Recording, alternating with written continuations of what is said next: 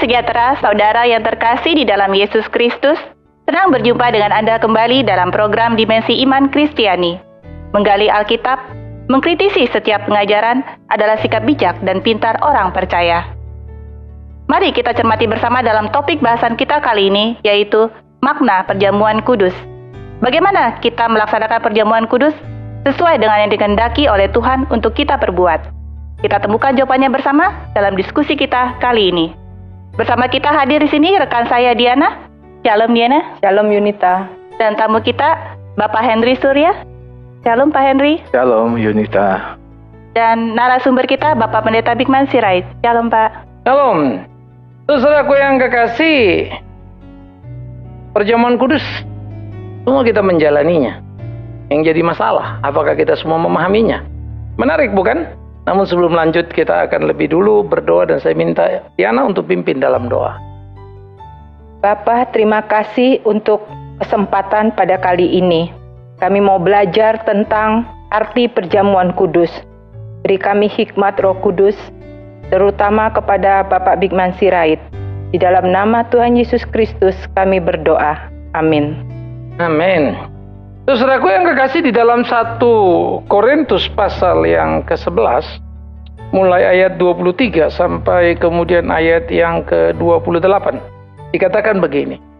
Sebab apa yang telah kuteruskan kepadamu telah aku terima dari Tuhan, yaitu bahwa Tuhan Yesus pada malam waktu ia diserahkan mengambil roti.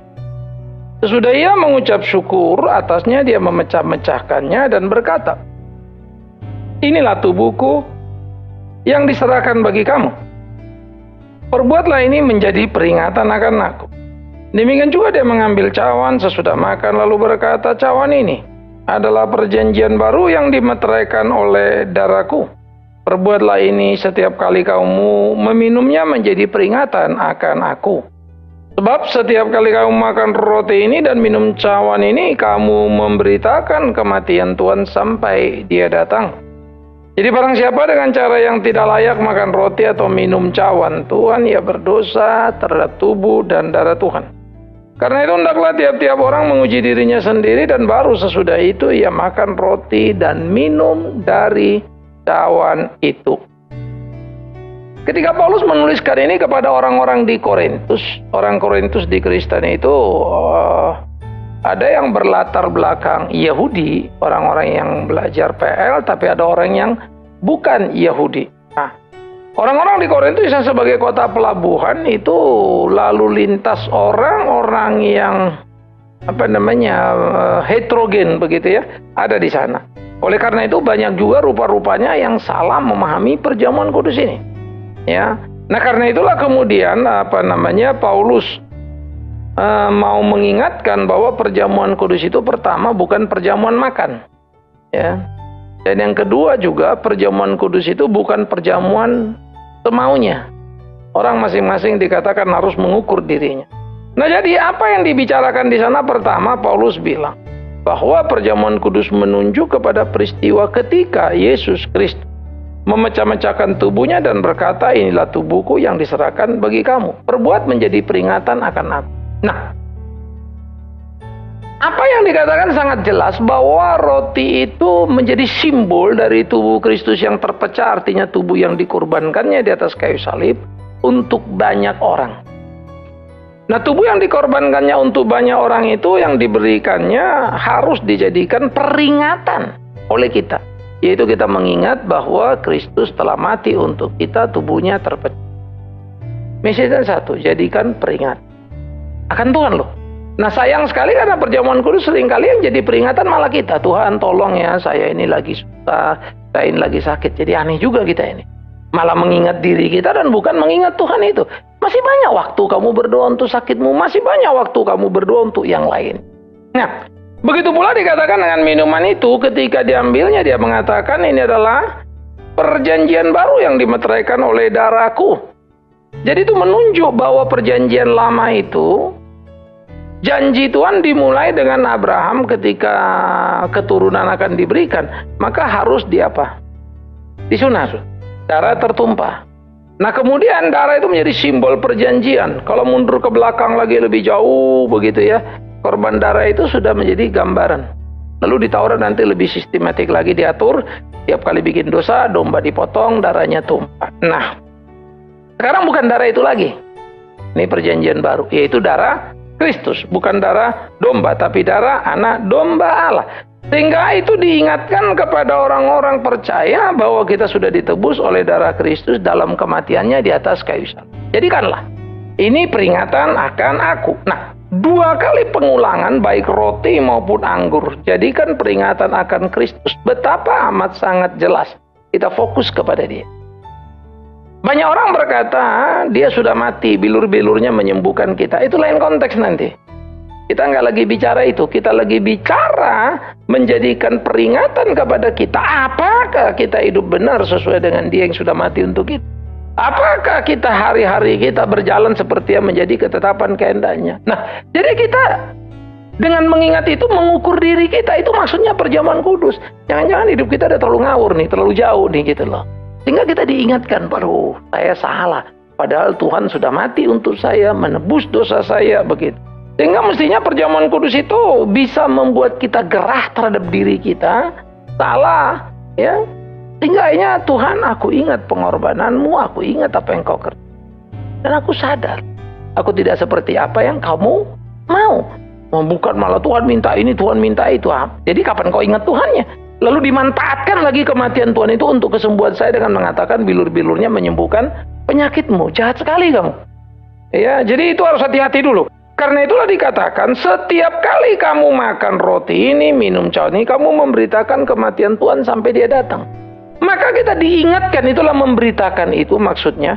Kamu beritakan dia sudah mati ya bagi saya, sehingga sikap hidupmu yang sudah dibangkitkan, yang sudah dimenangkan oleh kematian Kristus, sehingga kamu tidak lagi dalam dosa, itu nampak dalam hari-harimu.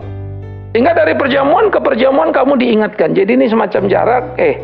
Kemarin kamu udah ingat kan janji Tuhan, iya. Kamu jalankan kan, iya. Di titik ini, ternyata saya melenceng loh nih. Maka perjamuan kudus itu mengingatkan kita tuh secara terus-menerus. Maka yang saya bilang tadi, jahat amat kok jadi diri kamu yang kamu ingat. Nah, terjadi kekacauan-kekacauan ketika orang memelintir kepentingan perjamuan kudus yang di Alkitab amat sangat tuntas jelas. Nggak usah ditambah, nggak usah dikurangi lagi. Udah ikutin aja itu. Kira-kira begitu ya. Nah, karena itulah dikatakan, barang siapa dengan cara tidak layak makan roti atau minum cawan Tuhan, dia berdosa terhadap tubuh dan darah Tuhan. Saya tidak bisa membayangkan berapa banyak sebetulnya orang yang semena-mena melakukan perjamuan kudus. Justru mereka berbuat dosa di dalam apa yang mereka kerja. Nah, jadi ini penting sekali untuk kita itu berhati-hati dalam hidup kita. Kalau di waktu lampau hukuman Tuhan itu sampai ada yang mati, ada yang apa begitu ya. Nah, itu gereja mula-mula. Tapi yang saya lebih ngeri kalau orang ini mati atau sakit lalu sadar salah, bagus juga ya. Tapi kalau dia nggak mati-mati, nggak sakit-sakit, malah sukses semua, bikin dosanya hebat bener gitu kan. Nah, ini yang lebih ngeri. Dibuang Tuhan, hidup bikin kekacauan, begitu. Tadi Bapak mengatakan, maksud saya sudah menjelaskan mengenai makna daripada perjamuan kudus ini. Dan tadi Bapak juga mengatakan bahwa banyak yang semena-mena melakukan perjamuan kudus. Maksud Bapak dari kata semena-mena ini apa, Pak? Apakah tata cara melakukan perjamuan kudus ini harus ada suatu standar, atau harus ada suatu keseragaman antara semua gereja? Maksud Bapak bagaimana itu, Pak? Bukan kepada bentuk ritualnya. Kita makan roti. Ya, roti tidak beragi di Israel gampang nyari. Di Indonesia roti tawar beragi semua kan begitu ya. Misalnya kita minum anggur. Ini kalau betul-betul pakai anggur beneran kita perjamuan kudus, duit ya habis. Yang di kampung lebih pusing lagi, mesti ngimport dari Jakarta belinya nanti kan. Sehingga kadang-kadang kan kita pakai grape kan gitu. Belum lagi yang sakit mah paksa air putih kan, tapi simbolnya itu gitu ya. Nah, jadi bukan ritualnya yang kita mau buat standarisasi, tapi sikapnya terhadap itu. Jadi kalau Alkitab bilang, jadikanlah peringatan akan apa? Kematian Kristus. Jangan kamu semena-mena lalu kamu jadikan peringatan akan apa? Kondisi diri saya. Tuhan, kau sudah mati, sembuhkan aku dengan kematian. Tuhan, kau sudah mati, aku ini hidup salah. Itu mestinya. Makanya Alkitab bilang, biarlah masing-masing orang menguji dirinya itu, supaya jangan sampai dia mendatangkan dosa kepada Tuhan itu. Jadi uji dirimu dulu baru makan minum. Nah, misalnya ya, ini baru bikin dosa nih, nyolong gitu kan. Lebih bagus jangan makan perjamuan kudusnya. Baru bikin loh, beresin dulu lah. Datang, bereskan, selesaikan, baru yuk makan perjamuan kudus. Nah itu yang saya bilang tadi semena-mena, nggak pantas kamu lakukan. Kok bisa-bisanya? Karena dianggapnya makan roti itu kan cuma ritual. Nah itu yang ngeri. Gimana? Kalau Bapak bilang sudah habis nyolong udah itu kayaknya kita setiap kali ya Pak ya pasti ada dosanya Pak. Kayaknya nggak akan pernah layak kita untuk makan dan minum perjamuan Pak. Karena seperti Bapak bilang kan kalau kita mau menguji diri kita tiap 1 jam aja pikiran kita mungkin Pak yang jelek, yang jahat, perkataan kita itu jadi kita susah banget ya Pak kalau mau perjamuan Pak kayaknya. Jadi itu tadi ketika kamu punya kesadaran, kamu sadar nggak itu dosa? Sadar. Minta ampun nggak? Nah, silakan go ahead. Yang jadi repot kamu lakukan dan kamu nggak rasa itu dosa salah, cuman karena perjamuan kudus kamu lagi tunjukin dengan perjamuan ini ini bener loh nih saya hidup. Padahal kamu menutupi dosa itu dengan apa? Perjamuan kudus itu yang jahat tadi. Ngeri kan? Pak, betul nggak Pak? Ada saya juga dengar bahwa dengan perjamuan itu kita kembali disucikan Pak. Sehingga banyak orang berbuat dulu nanti di gereja perjamuan dia berpikiran dia kembali suci Pak. Karena sudah bersatu lagi dengan tubuh dan darah Yesus. Itu banyak sekali Pak yang kita dengarkan Pak. Nanti perjamuan kudus kayak mandi di rumah gitu ya.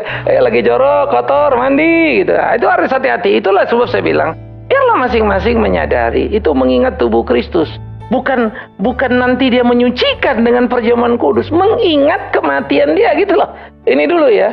Bukan mendatangkan kematian itu ke sini dipindah lalu nanti saya makan minum lalu sucilah saya. Justru itu yang saya bilang tadi kesemena-menaan yang mengerikan. Karena yang kamu makan itu roti, yang kamu minum itu anggur, tanda. Tapi sikap hidupmu lah yang benar. Nah soal kalau kamu bikin dosa, Alkitab jelas 1 Yohanes 1 misalnya ayat 8-9. Dikatakan apa? 9 lah. Jika kita mengaku dosa kita, dia setia dan adil. Sehingga dia akan mengampuni segala dosa kita dan menyucikan kita dari segala kejahatan kita. Udah pengakuan dosa, ngapain perjamuan kudus? Nah karena itulah kalau kamu dosa, kamu bereskan seperti yang tadi ngaku, baru ambil perjamuan itu. Bukan perjamuan itu yang menyucikan. Jadi intinya Pak, kita mengambil perjamuan tuh kalau kita tuh sudah benar-benar koreksi diri kita dan kita benar-benar sadar kita manusia berdosa ya Pak, dan kita benar-benar maksudnya minta ampun, minta ampun dan kita baru layak lah Pak. Tapi bukannya setiap kali aduh sudah buat dosa perjamuan untuk menyucikan, besok buat dosa lagi, perjamuan lagi. Itu kan semena-menaan tadi yang si Pak Henry tadi tanya, jahat jadinya. Pak, mungkin saya ingin menanyakan begini. Apakah ada suatu standar gereja ini melakukan perjamuan kudus itu cukup 1 bulan sekali, atau 3 bulan sekali, atau 6 bulan sekali, atau bahkan setiap minggu mengadakan perjamuan kudus? Iya, ini memang sangat denominasional gitu ya, artinya gereja masing-masing. Di dalam gerakan reformasi itu dikatakan melakukan perjamuan kudus sedikit-dikitnya, ya 4 sampai 5 kali dalam 1 tahun, dikit-dikitnya diaturnya. Tapi sebanyak-banyaknya nggak diatur, sehingga malah bukan saja tiap minggu, tiap apa juga bawa perjamuan. Nah kalau itu menurut saya sudah terlalu mengerikan sekali. Jadi magis amat ini perjamuan gitu kan. Sampai mau 2 makan udah minum perjamuan dulu kan gawat kita. Anak sakit langsung kasih perjamuan, sampai si dogi anjing guguk-guguk suruh ikut perjamuan kudus. Itu kan menghina terlalu luar biasa itu kan. Pak, jadi anak-anak boleh nggak ikut dalam perjamuan kudus? Begini, anak itu, orang itu kan kalau perjamuan itu sakramen. Sakramen perjamuan kudus harusnya dia sudah memenuhi sakramen baptisan kudus. Jadi sakramen baptisan kudus itu adalah orang yang sudah dibaptis dan disidi. Sehingga dengan sakramen baptisan kudus yang sudah dijalani, dia bisa mengikuti sakramen perjamuan kudus. Jadi ada ketentuan. Nah, yang kedua, karena itulah anak-anak dibaptis, lalu dikatekesasi, diajarkan. Sehingga tahulah dia kenapa dia makan roti dan minum anggur. Anak itu mesti ngerti itu. Kalau enggak, bagaimana dia memperingati Kristus mati buatnya. Bisa kacau balau nanti meaningnya. Berarti kita ngeracunin anak itu dengan magis, dengan titik salah. Ini kembali ke pertanyaan yang tadi saya tanyakan. Ini mengenai yang tadi Bapak bilang perjamuan kudus ini maksudnya ditentukan minimal 4 atau 5 kali dalam 1 tahun. Dan jangan setiap kali makan melakukan perjamuan kudus. Kan juga ada beberapa praktek dalam gereja tertentu. Anggur perjamuan kudus dan roti ini malah dibawa pulang untuk dilakukan di rumah. Sedangkan kan kalau kita mengetahui, kalau kita di gereja, sebelum kita mengambil roti dan cawan ini kan didoakan terlebih dahulu. Yeah. Nah, apakah makna ini bisa bergeser dari gereja ke rumah, maksud saya begitu, Pak? Iya, Tuhan memberikan jabatan-jabatan, ya, rasul, nabi, gitu kan ya, gembala, kemudian penginjil, gembala, dan guru. Rasul itu mengisi PB, nabi itu mengisi PL, sudah selesai eranya, fungsinya masih jalan pada diri kita. Yang ada sekarang gembala, penginjil, guru. Untuk apa Tuhan memberikan jabatan gerejawi kalau semua orang bisa menjalankan sakramen? Dibawa pulang roti. Adalah anakku, ya ikut kamu perjamuan. Karena ada bawa rotinya, ini kan dari gereja, ini ceritanya anggur minum. Kalau gitu nanti udah nggak usah di itu. Nanti Pak Henry baptis aja anak di rumah juga. Udah saya baptis kamu kan gitu. Maka kacau lah gereja. Padahal 1 Korintus itu udah ngatur juga. Kita itu harus hidup tertib. Itulah tanda orang yang dipimpin Roh Kudus. Alkitab juga ngatur. Ada yang diberikan jabatan pemimpin, dengarkanlah. Tapi hai pemimpin, jadilah teladan, kan gitu kan. Nah, jadi jabatan-jabatan gerejawi itu bukan karang-karangan, bukan asal-asalan. Tuhan mengatur itu, gitu kan. Sehingga mereka inilah menjadi representasi legal gereja melakukan sakramen. Ada yang dulu tadi, baptisan kudus, perjamuan kudus. Nah, oleh karena itu perjamuan kudus, tolong jangan bawa anggur dan rotinya pulang. Tapi kalau sudah didoain di gereja kan biasanya itu yang justru bahaya. Seakan-akan itu apa? Imat. Nah, itulah persoalan yang paling mengerikan. Apalah tangannya pendeta Bikman Sirait ini? Kalau saya bilang saya udah doakan, dia anak bawa kasih anakmu gitu. Berarti saya dukun, saya bukan pendeta. Dan kamu ikut, berarti kamu pengikut dukun Bikman Sirait. Kamu bukan orang Kristen yang baik. Pak, ini kalau menyangkut dalam tadi balik yang di konteks 1 Korintus 11 ayat 29, kalau kita tidak melakukan perjamuan kudus dengan cara yang benar, barang siapa makan dan minum tanpa mengakui tubuh Tuhan, ia mendatangkan hukuman. Yes. Dan juga di ayat 30 dikatakan banyak di antara kamu yang lemah dan sakit dan tidak sedikit yang meninggal. Itu tuh berarti apakah hukuman itu langsung terjadi atau bagaimana? Pada waktu itu yes, gereja mula-mula betul. Ya, terus gereja itu kan berproses. Sampai kemudian orang akan jahat tambah jahat. Itu Alkitab yang ngomong. Jadi dia berproses bergerak. Tapi contoh sudah ada pada kita. Seperti orang bersungut-sungut waktu keluar dari Mesir menuju tanah perjanjian. Itu puluhan ribu yang mati. Langsung ditulah Tuhan. Nah justru yang jadi peringatan penting. Kalau sekarang nggak ada yang mati di gereja lagi perjamuan kudus, hati-hati. Tidak serta-merta Tuhan tidak menghukum. Tapi sudah membuang, membiarkan. Sudah tidak lagi memperhatikan. Karena itu Ibrani bilang, bahagialah engkau kalau engkau dihajar. Kalau Bapak mengatakan itu dulunya iya dengan pertanyaan yang sama, berarti tadi Bapak mengatakan bahwa roti dan cawan ini kan hanya menjadi peringatan bagi kita sebagai orang Kristen dan bukan untuk menyembuhkan sakit penyakit kita. Berarti nggak sinkron dong Pak ini antara yang tadi Bapak mengatakan. Justru mereka jadi sakit. Kalau yang dulu itu jadi sakit mereka, dihukum Tuhan. Karena mereka menjadikan anggur dan roti itu pemuas keinginan dirinya. Ada yang datang belum makan, waduh ini bukan menjamuan makan ini gitu ya. Makanya sekarang konteks kita tidak akan ada orang ke perjamuan kudus mau makan, nggak bakal kenyang lah ya. Tetapi yang tadi itu penyelewengan kita sekarang adalah roti ini buat kesembuhan saya. Tadi itu buat anak saya, buat anjing saya yang lagi sakit. Berarti itu serius sekali ya Pak ya. Tetapi kan banyak sekali di sekarang ini Pak ya, jarang banget ya orang yang perjamuan kudus itu mengingat apa yang sudah Tuhan lakukan Pak. Malahan tapi ya kita sembuh karena dengan perjamuan itu kita penyatu, jadi kekuatan kita tuh ekstra. Itu yang banyak kita dengar ya Pak ya. Jadi semoga roh-roh apa Pak, roh bangkrut, roh sakit, semua tuh kan bisa hilang semua ya Pak ya. Itu yang kita dapat ya Pak ya selama ini dan juga banyak kita dengar Pak. Berarti itu sebenarnya benar-benar suatu perbuatan dosa ya Pak? Gini, pertama memang harus dipikir perbuatan dosa udah pasti ya. Itu sebab kita bilang memutar Alkitab udah pasti, udah terus tulis sudah jelas kok gitu ya. Terus sakramen, ada jabatan gerejawi kok bisa disembarangkan kan gitu. Itu kan clear banget tuh. Kamu di kantor, kalau kamu pegawai, lalu ada pembayaran dari perusahaan, direkturnya Pak Henry, dia belum datang. Dia tanda tangan. Itu cek diterima apa ditolak sama bank. Loh, ini tanda tangan siapa ini? Bukan Pak Henry. Nggak bakal, ada aturannya. Kan gitu. Negosiasi kan juga nggak bisa. Ya presiden direkturnya yang mana nih kan gitu. Yang kedua, ketika kemudian itu dibawa pulang secara tidak bertanggung jawab lalu dikerjakan. Lalu dibilang untuk menolak roh bangkrut, roh ini, roh itu.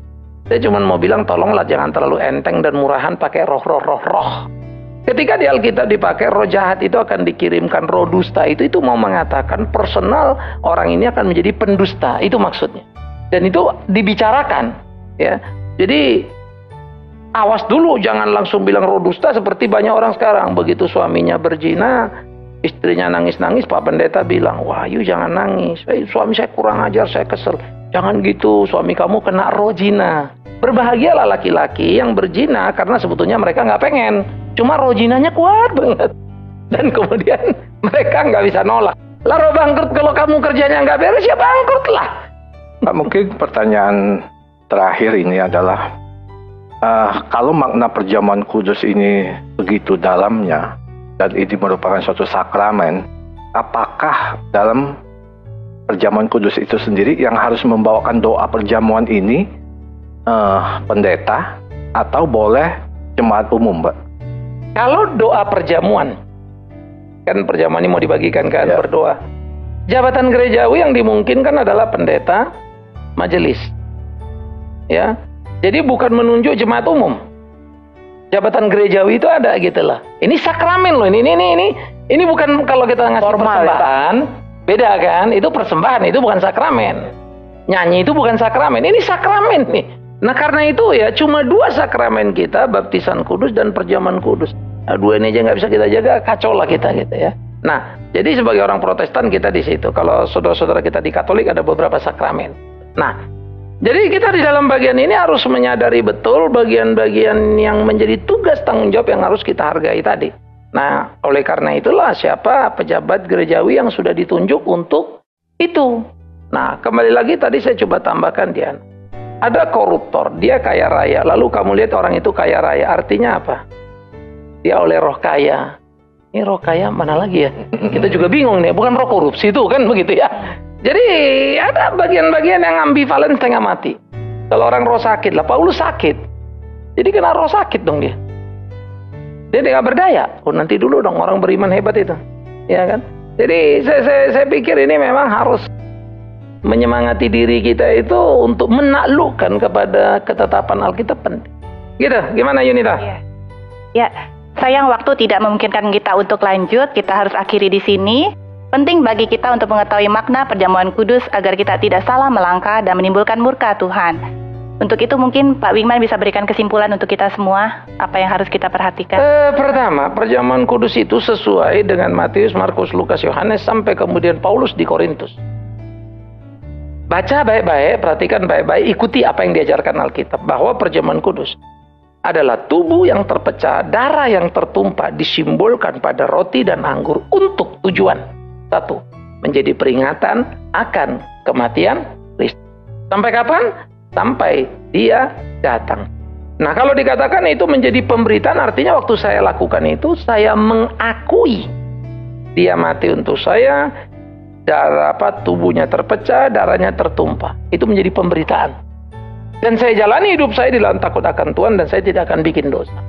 Maka dari satu perjamuan ke perjamuan berikutnya, saya periksa lagi diri saya. Aduh ampun, kemarin udah terima perjamuan, nabrak lagi. Lalu saya berdoa, Tuhan ampun, udah beres, baru saya ikut perjamuan. Kalau terus menerus, saya kira kalau kita bebal ya, jalan aja sih. Tapi kalau kita sadar mungkin ada waktu Tuhan aku tidak bisa terima tidak akan ikut perjamuan. Aku salah. Perbaikilah hidupmu. Jadi Kristennya begini. Wah, kalau cuma untuk sembuh untuk apa? Oh, bisa tadi tiap pagi nanti tiap hari juga perjamuan. Si Dogi pun ikut perjamuan nanti kan begitu kan. Anak lain perjamuan, ini perjamuan. Waduh, serem amat kita. Karena kita akhirnya menjadikan perjamuan kudus itu perdukunan. Itu bahaya ya. Nah, karena itulah kemudian para rasul menghardik jemaat yang kacau balau ketika datang ke dalam perjamuan kudus. Bereskan pikiranmu. Pulang kau. Hati-hati. Ya, mestinya sih saya pikir kalau saya tahu saya usir aja orangnya. Jangan ikut gitu. Cuma memang saya nggak sehebatnya Rasul Paulus sih. Oke, saya pikir sampai di situ kita berdoa. Minta Henry tutup dalam doa. Tuhan Yesus, sekali lagi kami mengucapkan syukur dan terima kasih untuk waktu yang telah Engkau berikan kepada kami untuk boleh berbincang mengenai makna daripada perjamuan kudus. Dan biar kiranya perbincangan ini dapat menjadi berkat bagi kami semua yang ada di sini, juga bagi pemirsa di rumah. Berkatilah Tuhan. Terus acara kami yang selanjutnya kami serahkan hanya ke dalam tangan Engkau, Tuhan Yesus Juru Selamat kami yang hidup. Amin. Amin. Oke, saudara-saudara, sampai kita ketemu kembali. Shalom. Shalom.